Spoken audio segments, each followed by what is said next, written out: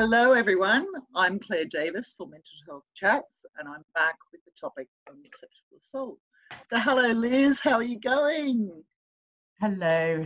So I want to say good morning to everybody there, because the most exciting thing is I'm in Australia, and what even more makes me giggle is I'm English and I live in Australia, and you're Australian and you live in England. And I was so lucky to meet Liz when she was living in England. She's one of the most amazing women who has come into my life.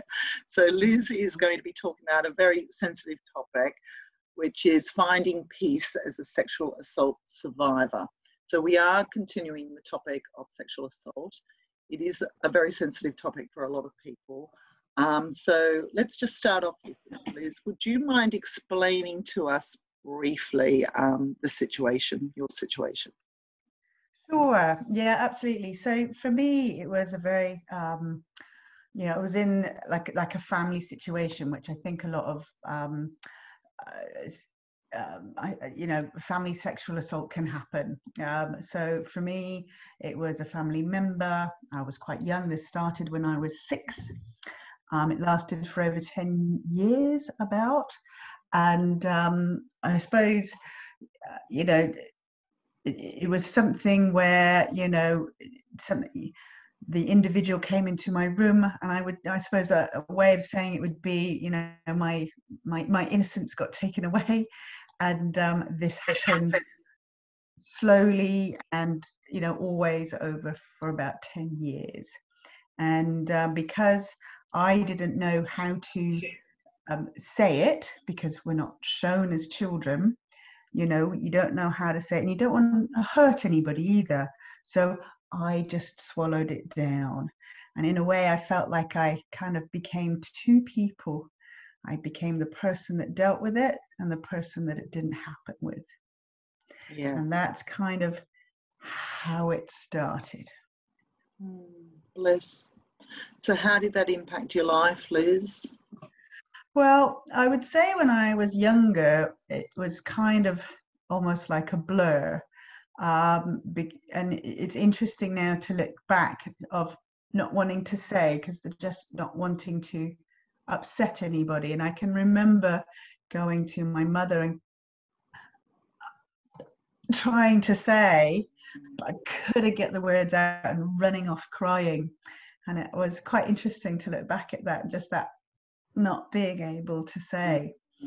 So I, later on in life, I now spent sort of 25, 30 years in the world of health and wellness, and a lot of, I suppose that we do a lot of that to help heal ourselves and then help with others. So what I now know is, if over time, especially when it came to my late teens and 20s, when we don't deal with the situation, we push it down. So I did a lot, I suppose, with my mid-teens, I ate a lot of my pain.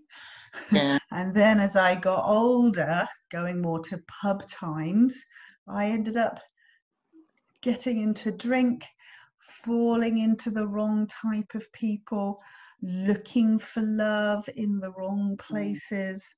My behavior became a lot of lack of self, real hate of self, real disgust of self, and just it was like I was this nice again, that two parts of me, the part of me that was this nice person, and this other part that just was on annihilation. And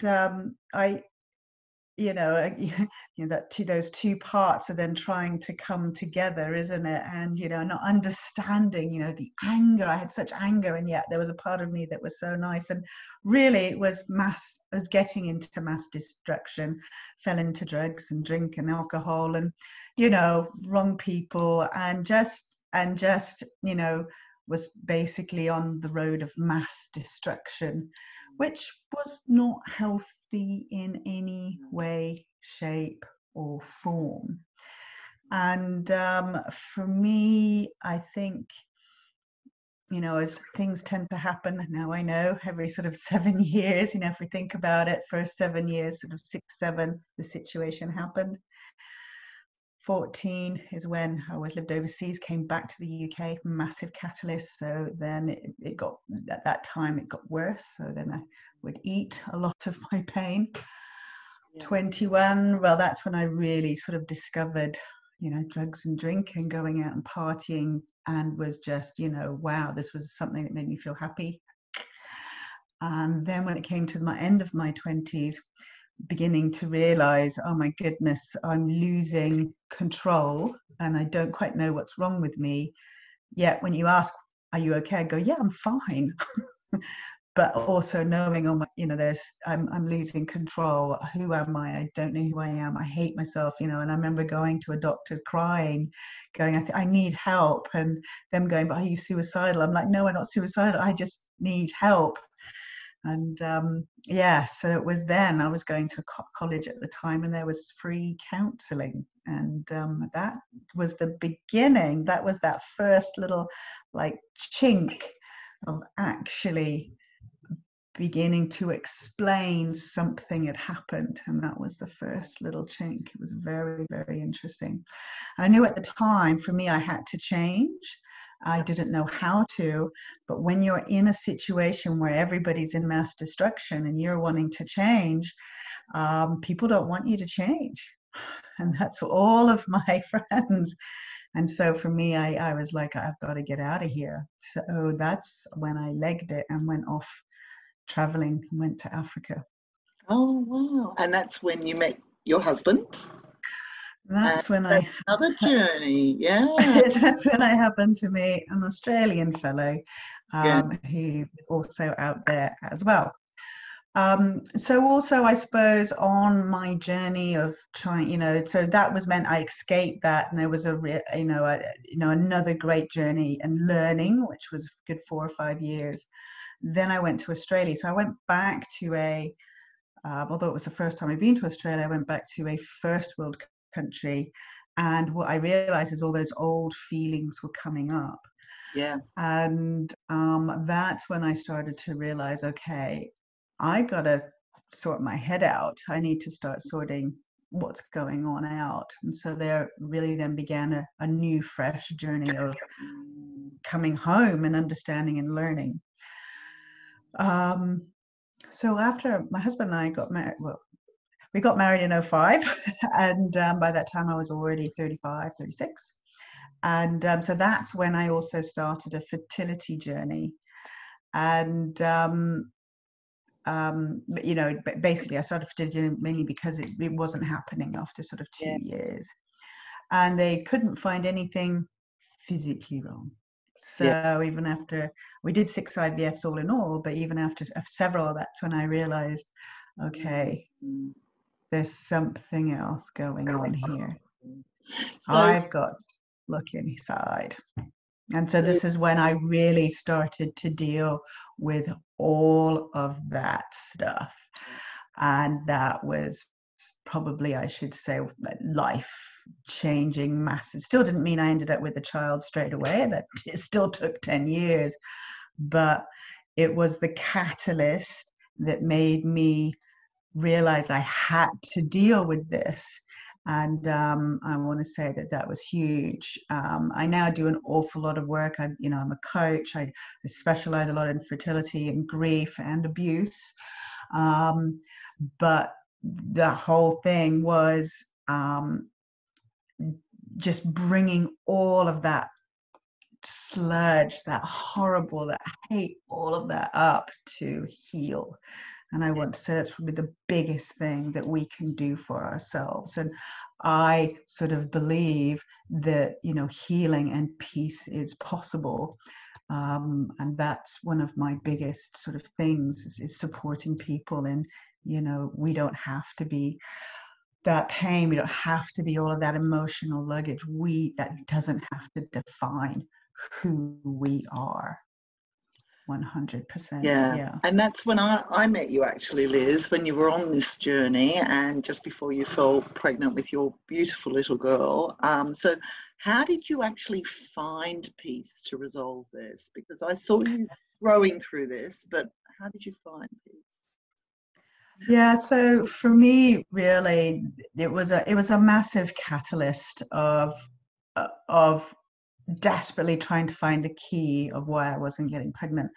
And this was one internal thing. So as I said, that whole thing of me trying to find that voice, it wasn't until years, later, and going through a lot of, I suppose, in a way, therapy. I did also many things which I now do now, journey Yeah. processes, and I'm a journey practitioner of finding that voice to be able to get all of that out and Yeah. heal. And I've done, I can't say years, how long, but years of work, years of working on this. And, I think that was one massive big aspect. And this is what I realized with unexplained infertility, is looking at the scars that don't show up under the microscope. And this was one thing, because we can grow up and say, look, I'm fine now, let's have a baby, or let's carry on with life. But if the unconscious mind is saying, no, no, no, we're still in trauma, it is still playing in all of our cells. And what I've also learned as well is patterns carry on in an unconscious level. They can be carried down from, great grandparents, grandparents, parents to us. And so what I realize now is I'm quite sure, I mean, unfortunately, my father passed away, and I even then, I don't know how I would have brought it up with him, but with him, is I'm sure that I'm sure with my dad going to an English boarding school, I'm sure that this is something that might have happened to him, and it just got passed down and passed down. And so my big realization is, oh my Lord, if I don't clear this for me, for once, for all, and allow my body to really get this, Yeah. then this is going to unconsciously pass down, and I do not want that. So that's where I was like, okay, bring it on. There is no stone that I will not unturn. There's no skeleton in my closet. There is nothing that I am not willing to allow me to be so completely healed and free from this. So I was like, bring it on, bring it on. And look, that is huge. That is huge. Yeah. I mean, I work a lot now, and it's huge, but that for me was that catalyst where I was just like, okay, I want this gone. I want the blanks. I want it to stop with me. I do not want this to be taken down. So that for me was mine. And lots of work doing all sorts of different things that now I have learned so much from, and have created that peace. I think one of my biggest take homes is, we don't have to, again, if we choose, this is just being my understanding and my learning, so it's just in my model of the world, we can be free. It's something that did happen to me. It was not something that was good. It was not healthy, and it created a lot of unhealthy stuff for me, bad relationships, but because of a situation, and it was, over years of desperately wanting to heal from that, and then realizing, oh my God, I have to heal now. Yeah. And knowing it's time to change the patterns, it's time to let go. And I've done so much work, because that was, desperate to find that key. So even though at the end I still didn't have a baby, I was more happier. I had self-love. I was able to release all that. You let go of all of that anger and just understand who I was, and come back to who I truly am, and find that inner peace, which is just so important for life and to carry on. And as you're aware, even with letting go 3 years later after that, falling pregnant and having a baby at the age of 40, young age of 46. But when I feel like, when we give our mind and our body the opportunity to heal, it's amazing what can then flow in all different ways. And it's not that everybody wants to have a baby, but there is all sorts of things that we can want to have in our life. And I think inner peace and happiness is one of the big, that freedom, definitely. And absolutely, yeah. You've said quite a lot of interesting things there, and one of them that keeps coming through as a common theme in all of the mental health chats is that Nobody else can fix it for you. You need to be able to fix it yourself. The other one is it takes a lot of time, especially through a major trauma. Sexual assault is a trauma. So especially through a major trauma, and people have got different traumas in different ways, and the way you've dealt with it, Liz, I've seen you grow. You're an absolutely amazing woman, and Liz helps so many people in similar situations. I'm going to put Liz's website in the comments, because she's amazing in the way she does help men and women find peace in different situations, especially with fertility, but also sexual abuse, etc. So thank you very much for opening up with us. Pleasure. Thank you.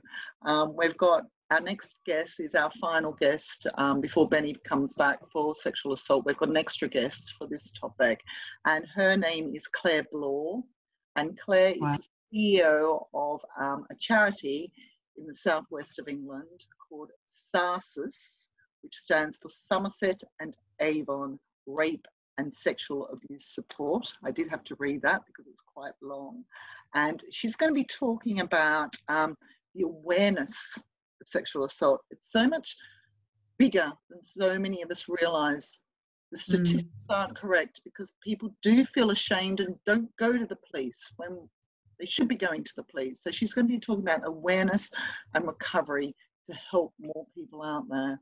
So thank you, Liz. You've helped loads of people out there, and I look forward to our next speaker, Claire.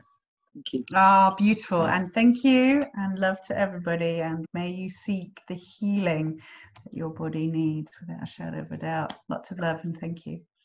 Take care, Liz. Bye-bye.